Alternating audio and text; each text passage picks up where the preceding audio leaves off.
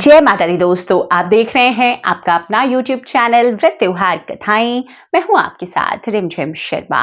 सबसे पहले तो शारदीय नवरात्र की आप सभी को बहुत बहुत शुभकामनाएं। आज इस वीडियो में शारदीय नवरात्र के लिए अगर आप 9 दिनों के व्रत में हैं, आप कलश स्थापना कर रही हैं, अखंड ज्योत लगा रही हैं और 9 दिन व्रत उपवास में हैं, तो किस प्रकार से आपको सामग्रियों की जरूरत होगी। प्रथम दिन की पूजा की सभी सामग्रियां मैं आपके साथ शेयर करने जा रही हूं, तो वीडियो को अंत तक जरूर देख लीजिएगा। कोई भी सामग्री छूटने ना पाए, पहले से हम इन सामग्रियों का इंतजाम किसी भी पूजा पाठ के शुरू होने से कर लेते हैं।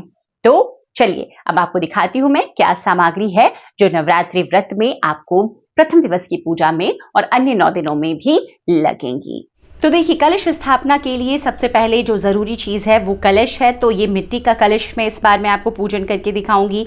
मिट्टी का कलश ले लें, आप चाहें तो धातु का भी कलश ले सकते हैं। गले में कलावा ज़रूर बांधें, आगे स्वास्तिक का एक चिन्ह मैंने बनाया है। तो इस तरीके से आप कलश तैयार करेंगे। कलश के लिए जो ज़रूरी सामग्री होती है वो होती है दोस्तों, सुपारी है, लौंग, इलायची, अक्षत मतलब अखंडित चावल और ये हल्दी की गांठ है और 1 रुपये का एक सिक्का आप रखें। इसमें आप दूर्वा भी इसमें रख सकते हैं।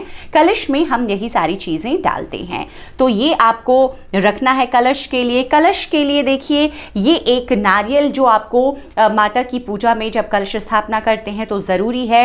नारियल पे भी इसी तरीके से स्वास्तिक का निशान आप बना लें और नारियल के ऊपर एक लाल चुनरी आप इस तरह से बांध के रख लें। तो इस तरीके से कलश के लिए ये चीजें जरूरी है। कलश के लिए एक पूर्ण पात्र आप बनाएंगे। देखिए, इस तरह से पूर्ण पात्र में आप चावल चाहे तो रंग करके, आप सफेद चावल भी रख सकते हैं हल्दी का छींटा मार के, या फिर आप उसको हल्दी से रंग भी सकते हैं। तो आपको ये जरूरी है।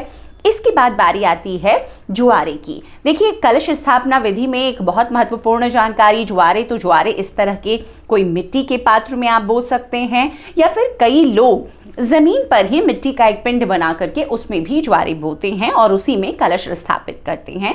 तो आप वैसा भी कर सकते हैं। इसके लिए मैं यहाँ पर जई ही बोती हूँ, तो ये जई मैं आपको दिखा रही हूँ। कई लोग पंचधान्य बोते हैं, तो आप वो भी रख सकते हैं।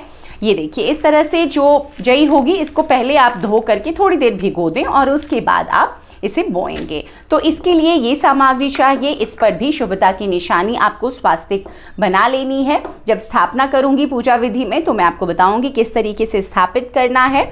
उसके बाद फूल बहुत ज़रूरी है माता की पूजा के लिए। जो भी फूल आपको मिले, लेकिन गुड़हल का फूल माँ को बहुत प्रिय है, तो गुड़हल के फूल मुझे मिल गए, गुड़हल के फूल लें। और यहाँ पर गुलाब के फूल भी मुझे मिल गए हैं।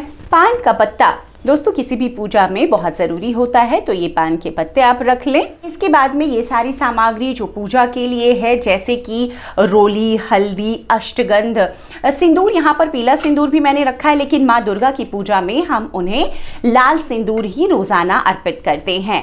यहाँ पर देखिए, अक्षत है, हल्दी की गांठ कई लोग रोज़ाना अर्पित करते हैं माता को। लौंग और इलायची तो आप रोज़ ज़रूर अर्पित करें। और ये देखिए, मैंने गणपति सर्वप्रथम पूज्य गणपति बनाया है, जिनकी मैं स्थापना करूंगी और सबसे पहले इनकी पूजा कर आगे पूजा को बढ़ाएंगे। गणपति के लिए आप यज्ञोपवीत रखें।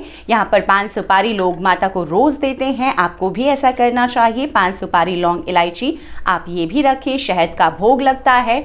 गुलाब जल से आप माँ का स्नान करा सकते हैं और ये गुलाल है, माता के चरणों में गुलाल भी आप अर्पित करें। तो इस तरीके से ये सभी सामग्री दोस्तों। अब ये जो चावल है मैंने एक साथ यहाँ पर ज़्यादा रखे हैं इसे रंग करके। इसी से नवग्रह बना सकते हैं, षोडश मातृकाएं बनती हैं, तो षोडश मातृकाएं आप बना सकती हैं। आगे पूजन विधि में मैं आपको वो करके दिखाऊंगी। अगर आप चाहें तो नवग्रह के लिए गेहूं का इस्तेमाल भी कर सकते हैं। षोडश मातृकाओं के लिए आप चावल रख लें।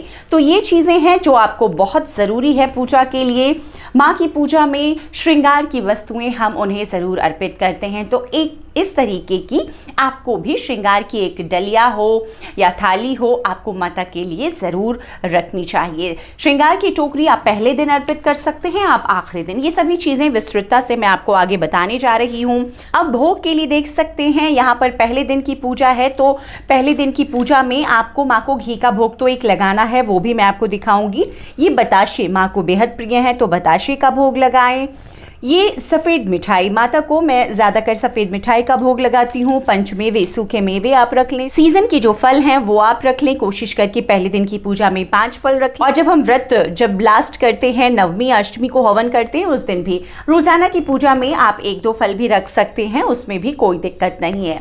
अब बारी आती है कि आप अगर अखंड ज्योत लगा रहे हैं तो अखंड ज्योत की तैयारी भी आपको पहले दिन करनी होती है। देखिए यहाँ पर अखंड ज्योत का मैंने एक दीपक लगा के रखा है।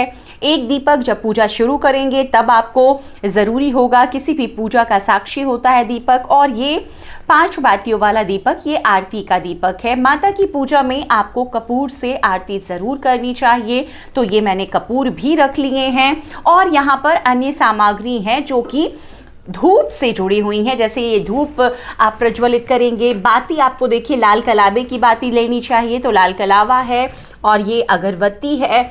इसके साथ ही दोस्तों हम माता की पूजा में गुगुल का हवन या धूप भी करते हैं, तो आप रोज़ाना कर सकते हैं। हवन सामग्री है, कई लोग रोज़ाना हवन कर लेते हैं और कई लोग हवन वाले दिन मतलब अष्टमी या नवमी को, जिस दिन भी वो हवन संपूर्ण करते हैं व्रत को, तो हवन करते हैं। भीमसेनी कपूर रख लिया है मैंने, और ये देखिए लकड़ी का ये धूप है जिसे हमारे यहाँ हुमाद भी कहते हैं, ये रखा हुआ है, और एक माचिस रख लें। घी आप साथ में ज़रूर रखें पूजन सामग्री में। यहाँ पर देखिए आपको थोड़ा कम दिख रहा है, लेकिन आप थोड़ा ज़्यादा करके घी रखेंगे।